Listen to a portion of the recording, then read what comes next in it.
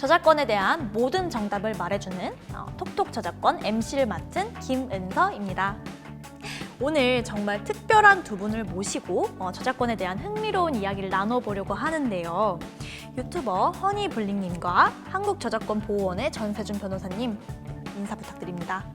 네, 안녕하세요. 저는 일상 속 꿀팁을 드리는 꿀팁에서 허니블링 채널을 운영 중인 김은지 유튜버입니다. 안녕하세요. 한국저작권보호원 자문단 전세준 변호사입니다. 반갑습니다. 반갑습니다. 네, 브이로그 저도 참 좋아하는데요.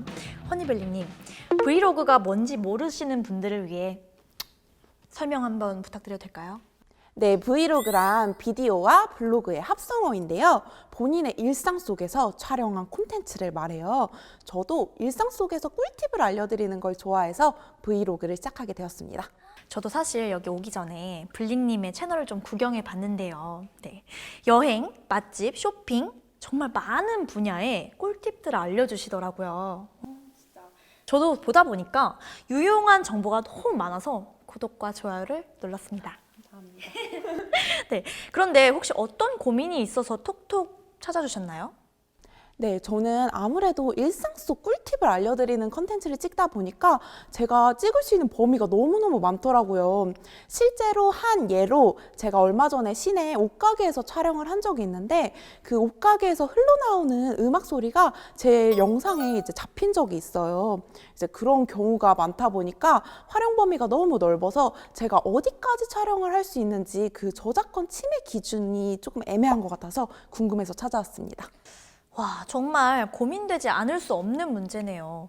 콘텐츠 홍수의 시대라고 해도 지금 과언이 아닌 요즘에 많은 분들도 궁금해 하실 만한 주제예요. 오늘은 이와 같이 부수적으로 이용되는 저작권에 대해 정확히 알아보겠습니다. 자, 오늘 나와 계신 브이로거 허니블링님이 고민 상담을 주셨는데요. 이렇게 내가 이용하려고 하지 않은 저작물이 우연히 이용되는 사례가 실제로도 많을 것 같은데 어떤가요, 변호사님? 네, 정말 많습니다. 브이로그뿐만 아니라 그 유튜버에 보면 굉장히 많은 컨텐츠들이 나와 있죠. 그래서 1인 미디어 시대다라는 말이 나오는데 막상 그렇게 다양한 컨텐츠를 제작하는 데 있어서 필요한 저작권법 지식은 좀 또 전무한 경우가 많아서 안타까운 실정이죠. 그래서 허니블링님의 어떤 고민 상담에 대한 답변을 먼저 드리자면 정답은 침해다? 아니다. 침해가 아니에요. 예, 침해가 아니고요. 최근에 이제 법이 이제 새롭게 제정이 되어서 저작권법상의 부수적 복제라는 타이틀 하에 이렇게 어떤 주된 대상이 되는 저작물을 촬영하거나 만드는 그런 과정 속에서 잠깐씩 들어가는 그런 것들을 면책시키는 그런 규정이 신설이 되었거든요. 그래서 길거리에서 어떤 방송을 하시다가 부득이 이렇게 들어온 부분이 있다면 면책되는 그런 규정에 의해서 책임을 지지 않아도 되는, 그래서 저작권 침해가 아니게 되는 그런 부분이 있어요. 그렇다고 해서 무조건 다 내 주된 건 이거니까 무조건 부수적인 건 다 해도 돼 라고 생각하시면 안 되겠죠. 예. 그럼 영상에 부수적으로 이용이 되는 배경 음악 같은 경우도 부수적 이용으로 보지 않아도 괜찮을까요? 그렇진 않습니다. 예. 그러니까 부수적이라는 것이 결국에는 이제 법원에서 이게 부수적이냐 아니냐를 판단을 하긴 할 텐데요. 그 배경 음악으로 쓰려면 적어도 꽤 많은 분량을 배경에다가 깔아놔야 배경음악이죠. 잠깐 2초, 3초 나왔다고 그게 배경음악이 될 수는 없잖아요. 그래서 만약에 그걸 길게 사용하게 되면 그 음원 저작물에 대한 저작권자의 동의를 받아야 해요. 그렇지 않으면 그분의 동의 없이도 그걸 얼마든지 이건 난 부수적인 거야. 나는 내가 유튜버지 음악 소개하고 있지 않잖아. 근데 내가 말을 하는데 이런 음악이 깔리면 좋을 것 같아. 그래서 그냥 깔아놓은 거지. 너는 부수적인 거야. 이렇게 우길 수는 없는 거예요. 예, 그래서 그 권리자, 저작권자가 통상적으로 이용하는 방법하고 충돌해서는 안 되고요. 그럼 충돌이라는 게 허락 받고 써야 되는데 허락 안 받고 쓰는 이런 방식, 통상적인 이용 방법이 배경음악으로 쓰는 것들이 다 통상적인 이용 방법이잖아요. 예, 그렇게 써야만 하고 충돌하지 않고 저작권자의 어떤 그 정당한 이익을 침해해서는 안 돼요. 근데 돈 안 내고 그냥 동의도 안 받고 그렇게 쓰게 되면 정당한 이익을 당연히 침해하게 되는 것이겠죠. 너무 잘 알겠습니다. 그럼 제가 브이로그를 찍다가 상표나 간판 등 이런 거는 제가 부수적인 이득을 취하지 않는 이상 사용해도 괜찮은 건가요? 무조건 사용해도 된다라고 단언할 수는 없지만 주된 어떤 컨텐츠가 가령 예를 들어서 뭐 맛집을 찍는다라고 하실 때 맛집의 간판을 잠깐 찍으시고 또 들어가서 거기에 있는 어떤 인테리어나 분위기를 한번 쓱 둘러보시고 그다음에 뭐 메뉴판도 찍으시고 하실 거잖아요. 이제 그런 범위들은 다 허용이 된다라는 의미로 이해하시면 돼요. 그런데 막상 들어갔더니 굉장히 식당에 멋있는 조형물이 있는 거예요. 그래서 그 조형물을 굉장히 오랫동안 클로즈업을 하고 샅샅이 보면서 막 설명을 하고 그래서 사람들이 굳이 그 조형물을 보지 않더라도 내 브이로그나 이런 것만 보면 다 충분히 해소가 되는 그런 상황이면은 침해로 인정될 가능성이 높아요. 유튜버로서 얼마나 다행인지 몰라요. 제가 만든 저작물이 그 다른 사람의 이익을 침해해서는 안 된다는 말씀이시죠? 네, 맞습니다. 아주 잘 이해하셨어요. 많은 유튜버 준비하시는 분들이 오늘 이 영상을 보시고 궁금증이 좀 해결되셨을 것 같은데요. 사실 이런 의도치 않은 콘텐츠 복제 이용은 유튜브 말고도 페이스북이나 뭐 네이버 밴드, 뭐 트위터 같은 이런 다양한 SNS에서도 무분별하게 발생하고 있다고 해요. 네, 맞아요. 저도 동호회 같은 SNS 채널이 따로 있는데요. 그 SNS 채널에서도 예능 움짤이라든지 만화 움짤, 뭐 이런 다양한 콘텐츠들이 많이 올라오는 걸 봤어요. 맞아요. 실제로 이와 같은 실제 상담 사례가 한국저작권보호원에 상담이 들어온 적이 있는데요. 직장인 A씨는 볼링 동호회를 운영하면서 회원 수가 3,000명에 달하는 네이버 밴드를 함께 운영하고 있었다고 합니다.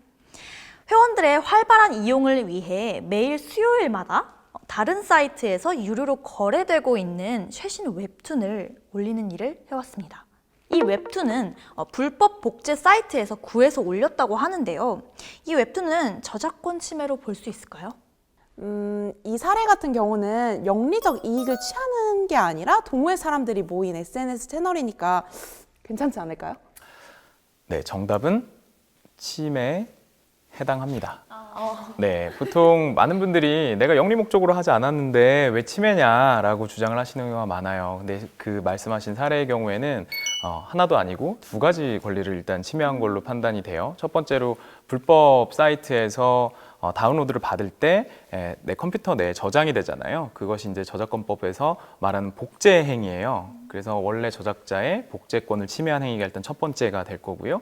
그 다음에 뭐 네이버 밴드나 이런 데다가 업로드라고 하죠. 우리가 거기다 올려놓는 그 행위가 법상에서는 이제 공중송신이라고 해요. 인터넷에다 올려놓는 그런 행위들을. 그래서 공중송신권도 같이 또 침해를 하게 된 것이죠. 그러니까 다운로드 받을 때 한번 복제권 침해, 올릴 때 공중송신권 침해. 예, 이렇게 해서 침해라고 볼 수 있습니다.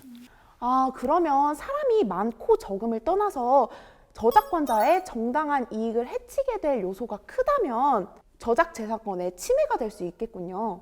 네, 맞습니다. 그 저작권법이 시대에 맞춰서 개정도 되고 새로운 규정이 들어가기는 해요. 그렇지만 저작권법이 만들어진 목적 자체가 어쨌든 창작자의 어떤 창작 의욕을 고취시켜서 우리의 문화의 발전을 가져오려고 하는 것들이 많거든요. 그래서 저작권자의 어떤 저작권을 침해하는 행위는 해서는 안 되겠죠.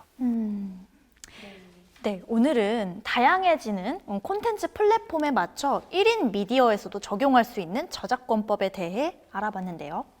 그 중에서도 유튜버나 SNS를 운영하시는 분들에게 참 유익한 시간이 아니었나 싶습니다. 네, 오늘 저는 정말 잘 나온 것 같아요. 요즘에는 컨텐츠를 누구나 활용할 수 있는 시대인 것만큼 이 저작권법은 정말 중요한 것 같고요. 그 중에서도 오늘 알게 된 부수적 복제는 정말 유튜버들한테 꼭 필요한 정보인 것 같아요.